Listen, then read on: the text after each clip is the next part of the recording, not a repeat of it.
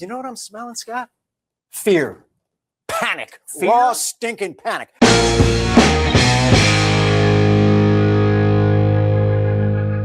John Cornyn took quite a shellacking yesterday. Ken Paxton is now the Republican nominee. And I'm thinking, based on what we're seeing out of the Democrats and Tallarico, I'm thinking it's looking pretty good for Ken Paxton. Let's talk about that today. So let's look at the final that was from last night. So, I mean, ouch.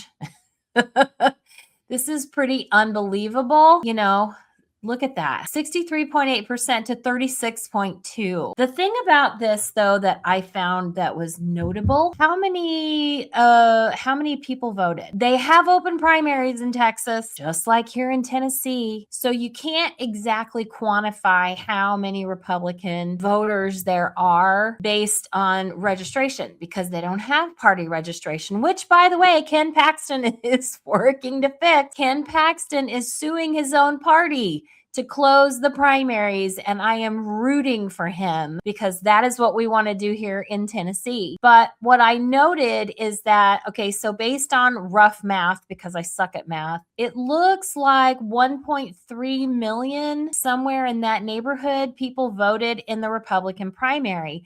There's like, I want to say around 6 million people in Texas who vote Republican. 6 million. Okay. And 1.3 million-ish are the ones who determined who the Republican candidate was going to be. That's a whole other conversation for another day. I don't know what kind of turnout that would be. That's like, I'm thinking it's somewhere in the neighborhood of probably 1.3 would be 18%, somewhere in there, which, you know, I mean, that's still better than what we get here in Tennessee. We generally tend to see around 14% turnout, but that's still a pretty miserable turnout for a primary. Okay, moving on. But that's pretty incredible. So we've got to win. Let's see what the Democrats are bringing today with James Tallarico. This is the post from the Democrats. Fired up and ready to go. It's time to take back Texas. Somebody had some fun with this one. So seriously, this is what we have here. This is what we have. This is what Ken Paxton is going to be facing off against. Here is the first ad from the Republicans. I'm going to rewind this. This is Texas. This is not. There are many more than 2 biological sexes. In fact, there are 6. This is Texas. This is not. The American flag is such a complicated symbol for most of us. This is Texas. This is not. They're going to call me a radical leftist. This is Texas. This is not. Something that you love that's not family or friends. I love, I'm just saying this because it's on my mind, the trans children. This is Texas. This is not. Our southern border should be like our front porch. There should be a giant welcome mat out front. This is Texas. This is not. It is now existential that we try to reduce our meat consumption. I am proud to say that our campaign has officially become a non-meat campaign. This is Texas. This is not. This guy lives in my sister's neighborhood. My sister lives in Austin, Texas, in Williamson County. And she said Tallarico lives in her neighborhood. And she told me, all the lefty women in her neighborhood think he's just awesome. They just love him. So I just feel so sorry for her to have to live around that. But what I wanted to also show you was something that James Tallarico is saying in his ad against Ken Paxton, because this is the thing, this is the drum they're going to be beating with Ken Paxton. So I want to go over that real quickly because it's something I know something about because I understand rhino politics. Okay. I live in Tennessee where we have rhinos aplenty. And when he says these things, I can explain to you what he really means when he says them. So let me just go ahead and run that for you. Something just happened in Texas. The most corrupt politician in America just became the Republican nominee for the United States Senate. 3 years ago, Ken Paxton was impeached by his own party. Worst possible picture they could have chosen for him. And you see these people right here. First of all, this is Tony Busby. He's freaking amazing. He is one of the best litigators on the planet. And Ken Paxton was really smart to hire him as his lawyer. For using his public office to enrich himself and his donors at the expense of the people. That kind of corruption is the rot at the core of this broken system. It's why we can't afford anything. It's why we can't get ahead no matter how hard we work.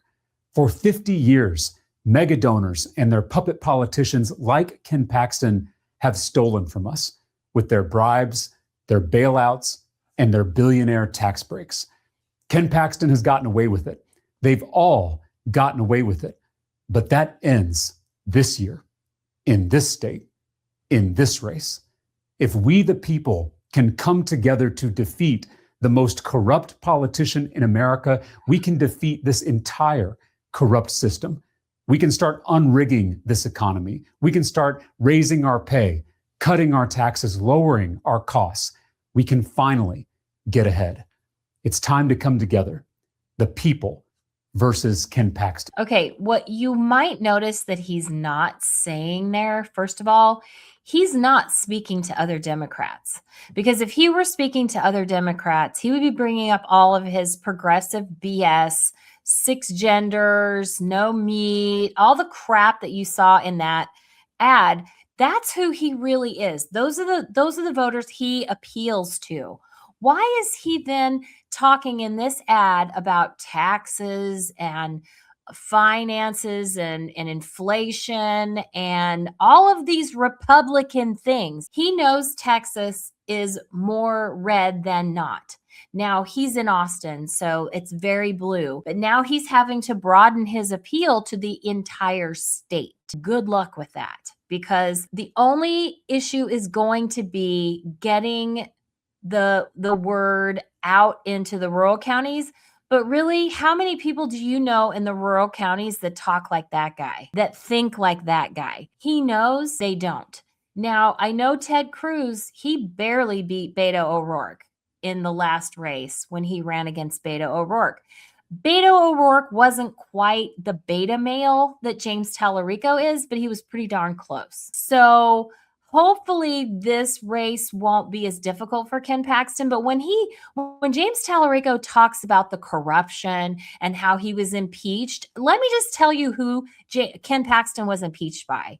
He was impeached by the neocon Bush leftovers there in Texas. That's who he was impeached by. And unfortunately, they have more numbers in their state legislature, is that faction of leftover Bushites in the Texas legislature. They went after Ken Paxton because he wouldn't just do what they wanted. He wouldn't just play along. I lived in Arizona for a while too. We were corporate gypsies, so we lived in a lot of places. In Arizona, it was the same thing with John McCain. They're still there. The remnants of that McCain faction still exist and operate in Arizona, and it's the same thing in Texas. So when he talks about Paxton's corruption, it is such a pile of crap, because he is no more corrupt than any other. In fact, I would be willing to bet that, yes, the man isn't perfect. He's had his issues, especially in his marriage. But if we're going to talk about real corruption, the Bush family's been around a lot longer than Ken Paxton has. So let's just talk about them. Or let's get into the Democrat politics. Let's get into some of the Democrats that have run Texas, like Lyndon Baines Johnson, probably one of the most corrupt politicians to ever serve in our Congress or be president. He was terrible. So just stop with all of that. He's saying a lot of things without getting very specific about them, so he doesn't have to show you the receipts. And the problem is, it's because he knows most people aren't going to ask. So please, please, please, Texans, ask for the receipts and don't just take James Tallarico's word for it. But I want to just drop or end with this last little snippet of Scott Jennings on CNN. He did such a great job when they were covering the election last night, and you need to hear what he has to say. So let's just play this, and then we will leave it there. All these analysis of this race is sort of the differences between what a Cornyn or a Paxton would look like here. I'm thinking about the differences between Tallarico and literally every other Texan. Don't know any Texans who believe in 6 genders other than Tallarico. Don't know any Texans who said it's immoral to eat meat other than Tallarico. Don't know any Texans who walk around saying things, you know, God is non-binary. You all are both Texans. Do you know any other Texan who even talks like that? Issues aside, who says these things out loud? When this gets adjudicated, all that money coming in from California and New York, it'll be well spent in Texas. You know what I'm smelling, Scott? Fear. Panic. Fear? Raw stinking panic. You guys Fear are of a on this. cisgender You guy? are on this. He's more popular than Trump in Texas, Can brother. you explain his position? He cited a biological study. It's not his position. He cited a study. So you're for it. So you believe in you know what cisgenders? I'm not for? I'm not for $6.89 hamburger. Okay, James actually eats beef. Okay, but he can afford to. Most But it's Texans immoral. can't anymore. Now, Ken Paxton can because on a government salary, he's become a millionaire. How does that happen? He can afford hamburger. This is what it's going to be about. This is you want it to be about woke. I want it to be about broke. No, I want it to Let's be about see. Let's judgment. see what. I want it to be about. Wait, Are you a normal? you just smell the fear. Are you a normal So person? it's just 6 genders and no meat. What I It's will say terror. is It's terrible. And that's what they always say. He's melting down. He's melting down.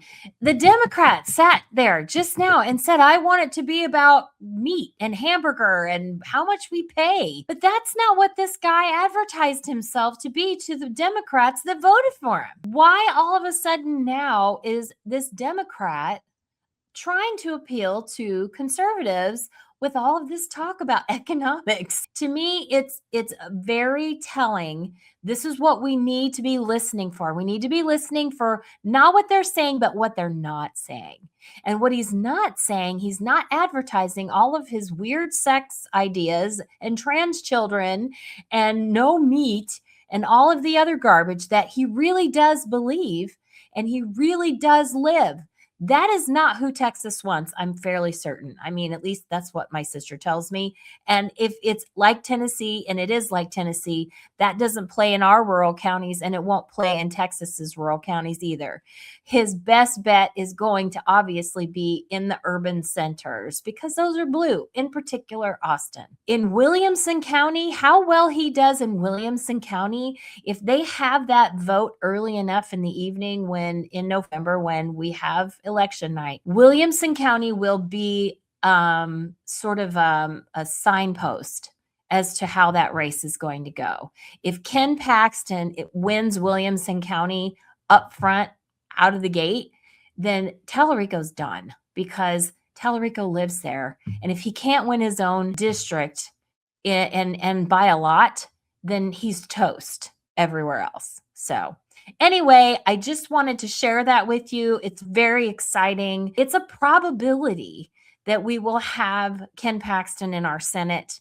And I really hope that he finishes that court case suing the state to close their primaries, because hopefully that will embolden our state here in Tennessee to close theirs as well, because we've got to keep Democrats from voting in our Republican primaries. So thanks so much for being here with me. My name is Kelly Jackson, and I am still not canceled, and I'll see you again soon. Bye-bye.